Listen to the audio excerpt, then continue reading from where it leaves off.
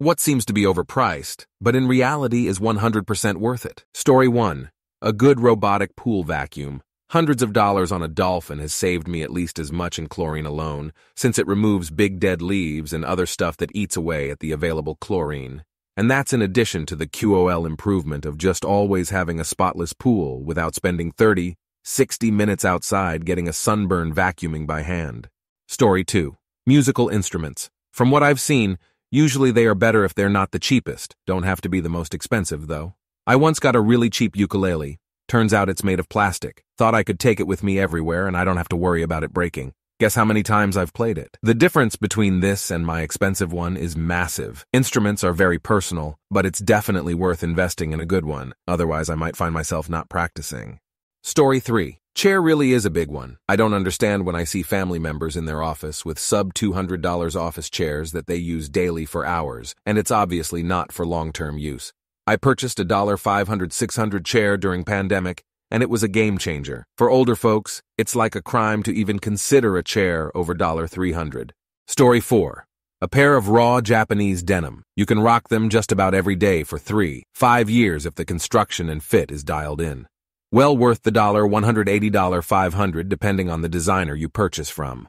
Plus, they look cool as hell and are faded according to your own proportions and way they're worn. Story 5. A good vacuum. For my 20s and 30s, I had a series of $50, 100 vacuums that just sucked, or didn't technically. They would break and I'd get another. I got a low-end Dyson, and that was okay until I moved to a place where I'd need a big vacuum, and I couldn't afford a big Dyson. Little one crapped out. That was $200 down the drain now. Hundreds of dollars wasted on vacuums. I came into a little extra money and spent $350 on a small German vacuum, highly reviewed, from a specialized vacuum store. It works remarkably well, flawless design, and is such a pleasure to use. Story 6. Friends of mine joined a boat club. They live in an area with a big-ass lake, and could probably afford to buy one, but instead they pay like $300 a month, and something like 2 days a week they can just show up, and someone just tosses them the keys to whichever boat they reserved.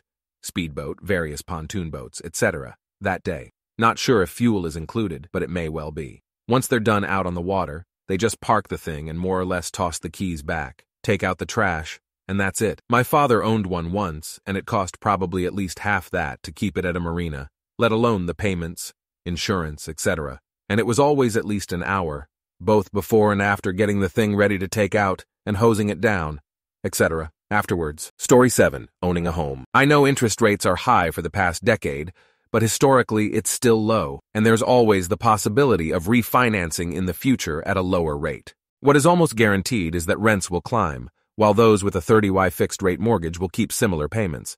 I bought in 2015 at 4.25%. I could have rented for cheaper, but now, almost 10 years later, am at parity with 2-bedroom apts when comparing rent to my mortgage plus taxes plus insurance. In another 5 years, rentals will probably increase enough to equal out on maintenance as well. Story 8. Good veggies, fruits. I used to get my produce from the cheap grocer like I do the rest of my groceries, but randomly made the switch one day. Produce from a more expensive grocer will be fresher, it will taste better, and it will take longer to spoil. I used to have to toss veggies weekly because they were going bad between grocer visits. I rarely have to toss food now. I actually save money by buying more expensive produce simply because it doesn't go bad before I have a chance to eat it. On top of the fact, it does just taste a bit better. Tried explaining to my friends that it's cheaper because of less waste, but they just won't believe me that I don't have to toss food between grocery shops. If I cannot throw away a single produce item per week, then my bill will end up being equal. All that being said, I do still buy shelf-stable goods at the cheaper grocer within walking distance. Story 9. Impact dog crate or similar product.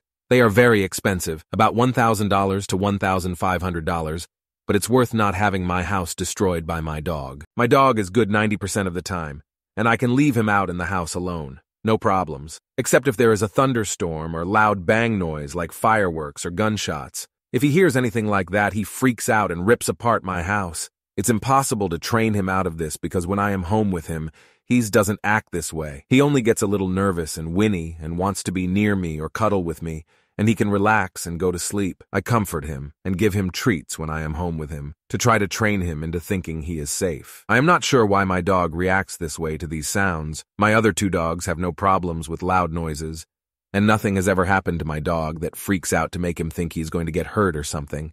It's just something he started being afraid of at about age 3 years. I have tried calming smells, compression vests, music, chews, toys, CBD treats, etc., and nothing works to stop him from freaking out. The only option left is to try to get hardcore sedatives from the vet to knock him out when I need to leave the house, and there is a high risk of storms. I try not to leave home when there are high chances of storms, but last year twice he escaped his wire crate and tore through a door and chewed up 2 wood door frames and 2 windowsills, once because of someone shooting guns and once because of a Rouge sudden storm that was not forecasted, and it was a blue, sunny day when I left the house. I did lots of research and found a company called Impact Dog Crates. I put off buying one for about a year, and my life was controlled by the weather, which is difficult because there are thunderstorms almost every day where I live in the summer, and I can't control what or when neighbors do on their property. I ended up having to stay home or take him with me if I could. I finally caved and bought one. So far, my dog cannot break out, and I hope it will make him feel safer too. Also, he does not hurt himself when he freaks out. Story 10. Expensive German appliances. Fridge, dishwashers, washer, dryers. Majority of household appliances in America are all owned by the same parent company who makes cheap shit that breaks down. My parents for years kept fixing their dishwasher, ended up having to replace it 2-3 times in about 12 years. Watched my father solder so many metal bits attached to cheap plastic that constantly broke. Finally said fuck it, bought an expensive Miele dishwasher. Had it about 10 years and that thing still works as good as day one. Cleans better too. How did my parents hear about Miele? My uncle works in housing development. He was the one who told us about the shitty American monopoly market and suggested looking overseas. America manufactures shit that breaks to boost revenue at the expense of your pocket. Story 11. Maintenance on almost all high-tech mechanical devices, such as cars and HVAC systems. It really helps prevent very high-cost problems by getting regular maintenance as suggested by the manufacturer. It may seem expensive paying $15-20/month for a maintenance plan on your HVAC system, but a yearly cleaning and checkup of everything can find small things that can lead to big problems later on, saving you a ton of money long-term. The same goes for getting your car's scheduled maintenance done. Just getting your oil changed regularly saves you a ton of potential headache and cost. Story 12. A cleaning service. We get our house cleaned about 1 a month give or take, and the amount of stress that has been removed from our house is so much. We still have to maintain the house and keep it from getting ungodly messy, but not having to take a day to clean each month is so freeing. It also helps eliminate clutter that can build up because we're constantly clearing stuff out, right before cleaners come to make stuff like cleaning the counters easier. Story 13. I gotta say a phone. Hear me out. I am not a messy person, but somewhere in the nooks and crannies of my apartment is my iPhone 13 Pro Max. I wish I could tell you where. After spending every day I could doing nothing but looking for it. It was dead before I knew it was missing. For a month, I had to stop to save my sanity. It's been missing since December. I had, ironically, just paid the last $1.40 I owed on it. My roommate gave me his old Note 8 to use. I hate the limits of every day with this phone, from photography to it not connecting with my iPad or Mac to the games I can't play because the screen is so random. And I'm not someone who spends a ton of time dicking around on social media and is attached at the ass to my phone. I don't think it's worth it to buy the latest model by any means, and I think that prices are outrageous, and the way phone companies work now is awful, enticing new customers with promos while treating loyal customers like crap. I had Verizon since I had a Pager K. It used to be every 2 years you could turn in your phone for an upgrade. That stopped once phones got more expensive. If you are a customer of any company, see what deals they have for you together and new phone on Black Friday. So all I do is change companies every time I need a new phone. Thank God my contract is almost up. But it's not like I don't spend an hour or so a day looking for my iPhone. Also wigs. Sorry, but if you are a female who wears wigs, like I do during to hair loss BC of medical crap, you don't want to skimp on it. You never realize how much difference your hair makes to how you look as a woman. And if a wig is clockable, it's not worth $1. I guarantee you, you know women who wear wigs and you have no clue. Story 14. For me, it was an espresso machine. We bought one for a splurge. We both enjoy a good espresso drink from the coffee stands. We live in Alaska, so warm beverages are enjoyable all year long. We haven't bought coffee from a stand in months. We hurry home for a good cup of coffee instead of stopping somewhere. We are happily having as many $6 espresso drinks as we want a day. Our kids use the steam wand to warm up milk for hot cocoa, and it has boiling water dispenser to make tea. What seemed a bit over the top has turned out to be a wonderful decision. Story 15. I totally feel my age when asked this question because there are so many incorrect answers in this Reddit. But here goes. Good tools always cost more. If you need something that grips or will not break, you have to pay more. Cabinets, cheap ones will fall apart. Expensive ones are made with better materials. Fuel, do not buy the cheaper alcohol-mixed gasoline. Most products are not built for it, and the mileage and price are relatively the same when switching to pure gas compared to mixed gas for your vehicles. Furniture, you can buy a couch or chair, but if you spend more, it will be made with better materials and last longer. Particle board and plastic just give way over time. Story 16. Pillows. Wife just splurged on a $100 pillow after years of trying $20 pillows. Instant change in her quality of sleep. Tires, it's the only thing connecting your vehicle to the road. Footwear. Quality footwear, while expensive, is more comfortable and will last longer than a cheap pair. Chest waders. Spend $300 on a pair that'll leak after a few years of hard use just to be replaced. Or spend $1,000 on a pair from Sitka that offer a no-questions-asked lifetime warranty. Roomba or other robot vacuum, I have one on each level of my home. My floors are vacuumed every Tuesday without having to think about it. Also helps keep my air quality better since there's less dust that gets kicked up from walking around. High-end knives and a good sharpening system, $200 plus for a pocket knife might seem absurd, but when you need a knife, you'll be shocked at how much better a $200 knife works versus a $20 knife. Story 17. Kids, I have 3, and no matter how much I earn, there are always more things to buy. Food clothes, food clothes, food clothes, food sports, food sports, food sports, food clothes for sports, and more food. When I was you, I don't even remember having food in the fridge perhaps because my father sold our food stamps to buy drugs. But my kids are always eating and my wife says they need healthy food. I survived on squirrels in Bologna. True story, we were so poor we knew nothing other than cheapest stuff, so my older brother and I at ages 10 and 8 would go steal Bologna, the one with the red plastic at the edge, for ourselves and younger siblings. We could have stolen turkey or chicken or anything else, but we only knew what we knew well. Love my 3 boys and gladly stay broke to give them more, but would be nice to have more left over from $5 gallons of milk lol. Story 18.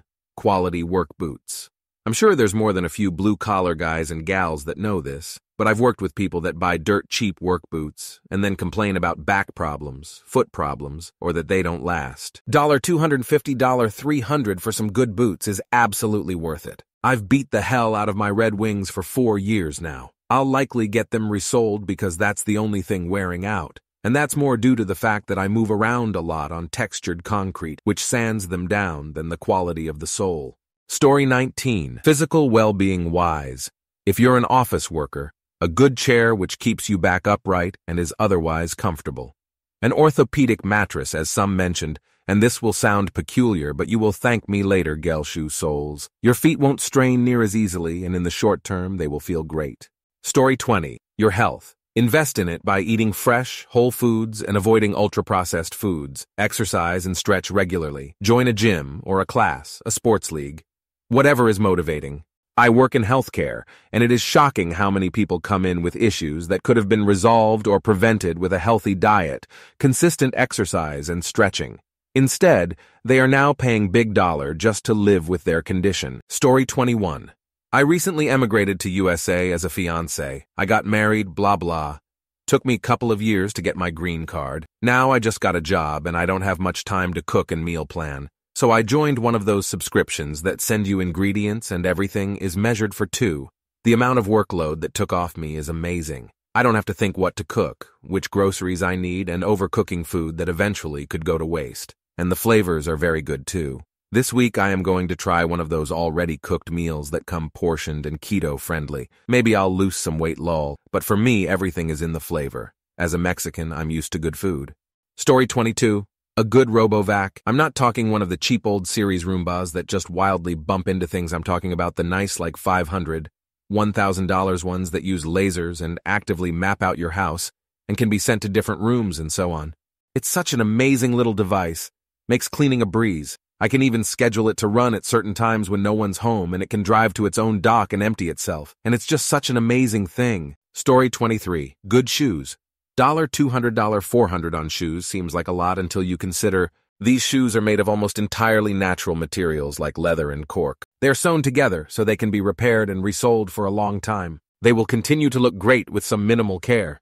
They can literally last decades. A crappy pair of sneakers is the price of a fucking video game and will be trashed in 500 miles. Bad shoes are a big cause of plantar fasciitis. Well-made leather shoes have cured my plantar fasciitis. Foam bottom shoes are bad for your feet and flatten and lose their comfort very quickly. Well-made Leicester shoes get more comfortable as time goes on and actually are very comfortable. Dress shoes get a bad reputation because people buy cheap, shitty garbage, can dress shoes and wonder why they're so uncomfortable. Natural materials and repairability means less wasted resources, less environmental harm, and your shoes will return to the earth when you are done with them. Maybe you could argue about the glues and shit, but still, compared to plastic and foam shoes, leather shoes are so much more stylish. I've never liked sneakers anyways, especially these modern Bratz doll shoes that everyone is wearing. Story 24. A Herman Miller steel case ergonomic chair. They cost like $1,500 plus if you buy them now, cheaper if you can find them used in liquidation office stores. It seems insane spending that much on a simple chair, but they are 100% worth it for the comfort. They last forever, and your back will thank you down the line. I had back pains for over a decade due to my computer work until I finally decided to buy a Herman Miller. 2 weeks later, my back pain is gone and hasn't come back since. It's been 3 years and it still feels like it's new. I'm just kicking myself for not buying one years ago when the prices were much cheaper.